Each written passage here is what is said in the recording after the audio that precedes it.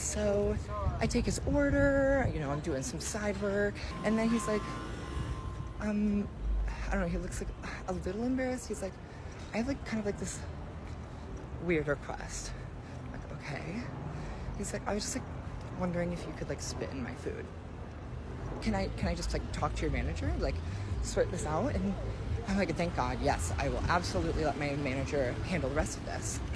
I realized this is the kind of manager who values the customer experience over anything else. Customer is always right. Somebody's asking me, their server, to spit in their food, asked to talk to a manager when I say I can't, and then the manager low-key is like, he says he'll tip well, you should do this. All right, so a couple hours later, we get a phone call from our PR social media rep and our general manager, and they are so pissed off because apparently this guy left a Yelp review and named Tyler. He said, they will spit on your food on command. Just talk to Tyler, okay? And they didn't mention my name, luckily. So Tyler is fired on the spot.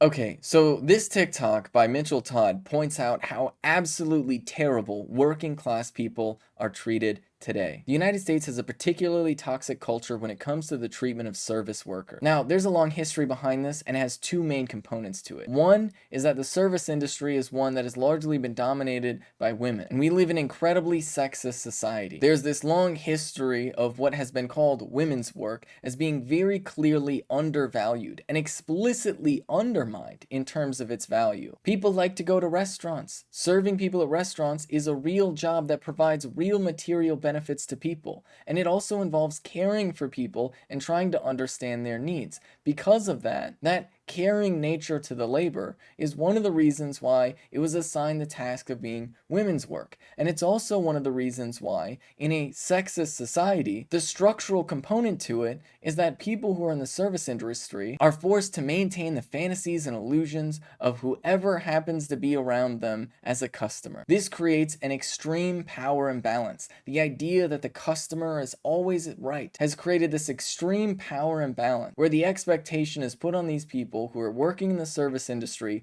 to always maintain a false persona of themselves, to create illusions for customers in order to not hurt their feelings in any way, shape, or form. And it puts a psychological toll on working class folk. But the other component to this is the service industry's connection to the United States' history of slavery. When people were enslaved and then freed from slavery, a lot of them were forced into the service industry, and their existence was criminalized. They existed under an array of Jim Crow laws that could be used to easily throw them in jail for little to no reason. This created a power imbalance that was once again used to force service workers to create these fantasies and illusions for the privileged people around them, for the people around them that could on a whim have them thrown in jail for no reason. That power imbalance developed a specific culture in the United States, one of specifically undermining and undervaluing, once again, service work. Anybody who worked in caring labor, that is, anything taking care of children, for example, taking care of customers that behave like children, all work that is systematically undervalued. And you can see in how it's undervalued, especially when it comes to tipping.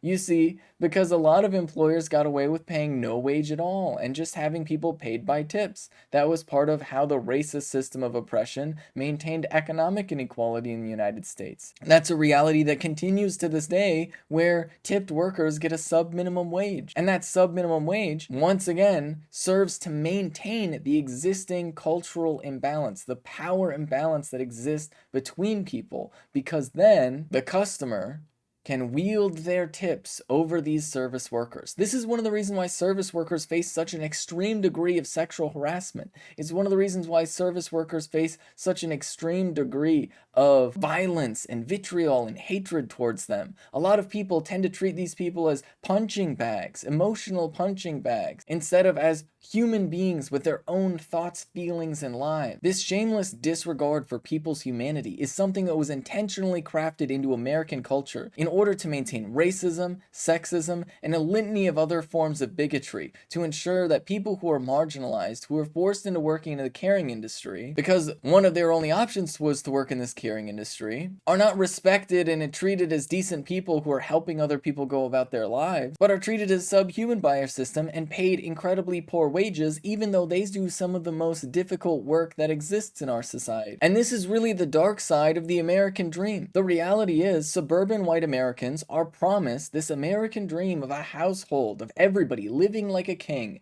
But when everybody lives like a king, somebody has to be living like a servant. That is how it works. Everybody cannot live like a king by its very nature. This is why the American dream was only ever really sold to rich white men. They were told that they would be the kings of their household, that their wives and their children would be their humble servants. It turns out the traditional family values always have been designed specifically as a form of cultural oppression. They are a cultural norm that is created to maintain the economic system that we have. The economic system that is dependent on sexism. It is dependent on racism. It is dependent on this economic inequality and this bigotry. Fundamentally, capitalism needs this division among working class people in order to thrive, which is why it's so critical for us to go out of our way to look at and understand the struggles of people that are more marginalized than us. Because if we fail to see and understand the marginalization that other people are facing, then we will fail to see our own role in perpetuating it.